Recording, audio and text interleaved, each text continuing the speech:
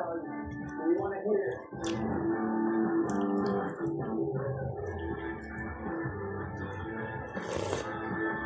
Yummy.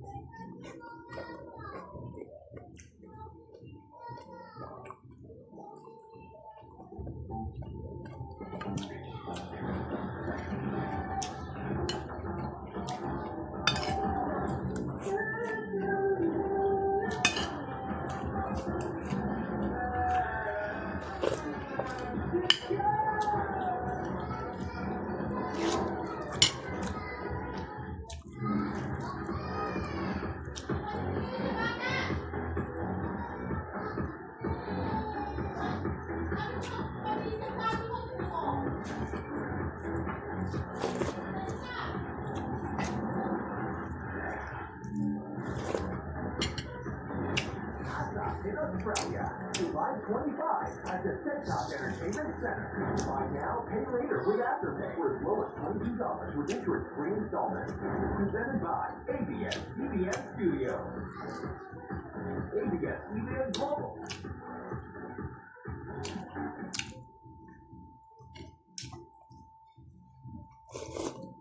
Isa po magandang balita.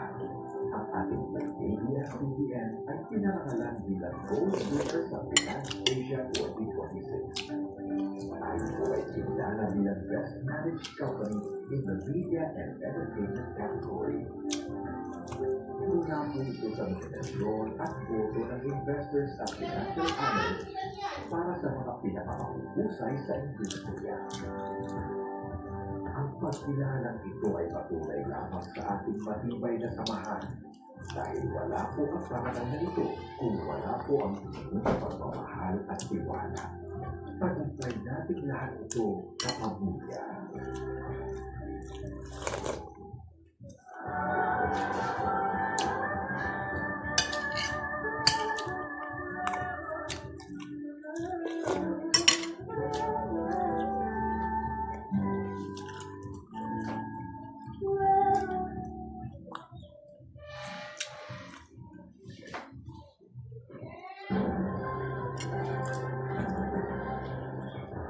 Nagkakapagsahan ng umano sa hangin ng mga senador at kongresista sa isip ng pag-impeach kay Vice President Sara Duterte. Inanunsyo naman ng liderato ng Senado ng patuloy ang panahanda ito. Nagpapatrol, RG2. Nagkakapita, hindi sa kakapitan ng umano sa Kamara at ang Senado para bumoto pabor sa impeachment sa Kamara. Nalipisa sa katulong dito sa Senado, si Vice President Sara Duterte. Ayon niya, si Senador Amy Marcos. Nung una, ito lang ito dito dahil sa ang ginagawa niya nung una SLR coordinator review. Ito sabihin sa dahil sa ginagawa.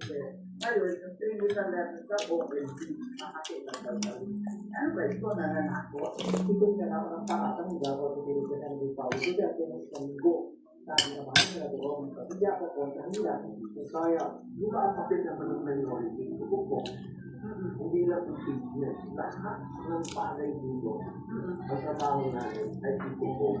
So, sana huwag kami pagkitanan. Kapag kami ay nagpupo, huwag kami sabihan na kami ay bayan. Ipinaliwanag niya sa kanyang papel ng bahagi ng Minoria at ng Senator Judge. Ang loyal nila sa isang motivation. Nagpapa. Yun. Siyempre, iba yung political. Iba yung Kung Senador hindi sa nagtatanong, ayaw na sana yan, nag-trial pero wala sila magawa kung aakyat ito sa Senado. Ako na lang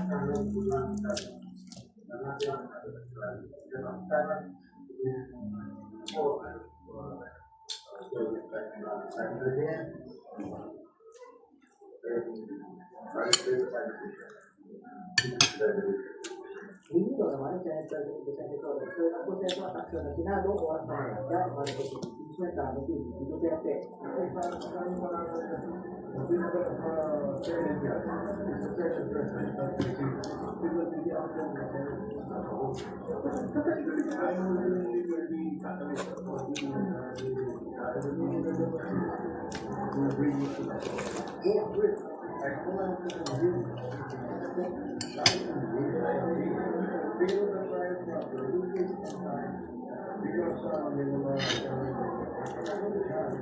Dagdag ni Soto pa sa gagawin ng investigation sa katadaan pa sa trial kung saan magkasunod ang outsource ng para at depensa ng dokumento at ebidensya.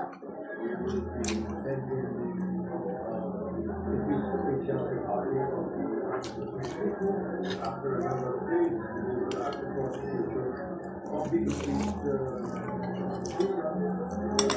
they respond. And then we will reply. And then we get rubber after the consent. So, yun yung sinasabi na the really reasonable. Umati niya pag-iisip lang sa Senado Leader Alan Cayetano kung susunod ang minora sa mga patakaran. Parang on the rules and the kahit din naman kami natin, maraming mga ugali sa Sa flag ceremony ng Lunes na umaga, sinabi ng Soto ang mga empleyado ng Senado na maganda sa kanilang magandang ng trabaho sa mga darating na araw. Samantala, bigyan naman si Senador Edwin Tulfo na mapapalit si Soto bilang Senate President sa ngayon. Sakaling matuloy ang pag-ibigay ng Mr. Presidente, ang Senate President ang magiging presiding officer. Para sa gusto niya ang news. Tinawag na fake news ng Campo Director ng Mister ni Vice President Sara Duterte na si Attorney Manny Carpio na mayroong umanong mahigit na 6 na bilyong piso sa bank account nila ng Vice Presidente. Nagbabala din ang mga abogado ni Carpio sa media na maghinay-hinay sa paggamit ng report ng Anti-Money Laundering Council o AMLA na nagdedetalye ng bank transactions ng mag-asawa dahil sa posibleng paglabag sa batas. Nagpapatrol, Johnson at Manabat. Ito ang binigyan din ng mga abogado ng minister ni Vice President Sara Duterte na si Atty. Manasseh Carpio nitong Lunes. Tinawag ng abogado ni Carpio na chismis at fake news ang mga lumutang na detalye ng bank transactions ng mag-asawa sa House Impeachment Proceedings laban sa Vice na ayon sa Anti-Money Laundering Council ay umabot na sa higit 6 na bilyong piso ang halaga mula 2006 hanggang 2025. Marites po yun. Marites lang. Parang ginawa nila, naniwala mga tao na meron daw 6 billion, pero hindi na pinanawagan paano nila nakuha ito. Diba? Absolutely. Alam ko maganda. Paliwanag ni Danao, ang ginawa ni Pinresentan ng AMLA sa Kamara ay pinagsamang halaga ng mga transaksyon ng mag-asawa, kabilang ng withdrawal at deposit sa bangko. Dagdag ni Danao, batay sa mismong report ng AMLA, nagkaroon ng system glitch ang naturang bangko noong Abril, kaya lumabas ng mawaling 2 bilyong pisong transaction dito. Lumot ang bisihan sa AMLA na paguhin na yung transaction report nila, allegedly, dahil mali yung 2 billion. Hindi 2 billion, 2M lang daw. So, ito po, ibig sabihin, yung mismong bangko na nagsabi na mayroong system sa record nila. Okay? So, ang problema, hindi naman sinabi ito. Pero, para kay House Committee on Public Accounts Chair Terry Vidor, tataka-taka pa rin umano ang total transactions ng mag-asawa. That the inflows are still in the billions. Di ba? And ultimately, who are these personalities? Public servants, lawyers, losing businesses. Sa isang pahayag, sinabi ng bangko ni Carpio na sumusunod sila sa lahat ng batas at regulasyon, kabilang ng pagtalima sa Anti-Money Laundering Act, kung saan required ang pag-uulat sa otoridad kung kinakailangan. Iginit din ng BPI na hindi sila naglalabas ng impormasyon ng kanilang kliyente, maliban na lamang kung ipinag-utos sa ilalim ng legal na proseso. Hindi nabanggit sa pahayag ang naiulat na system glitch. Natanong ang mga abogado ni Carpio kung magkano lang talaga ang pera sa bangko ng kanilang kliyente, pero sabi ni Danao at Abayon, hindi obligasyon ni Carpio na isa publiko ito dahil hindi naman sa parte ng impeachment proceeding. May paalaala rin ng mga abogado ni Carpio sa mga miyembro ng media sa paggamit ng ulat ng AMLA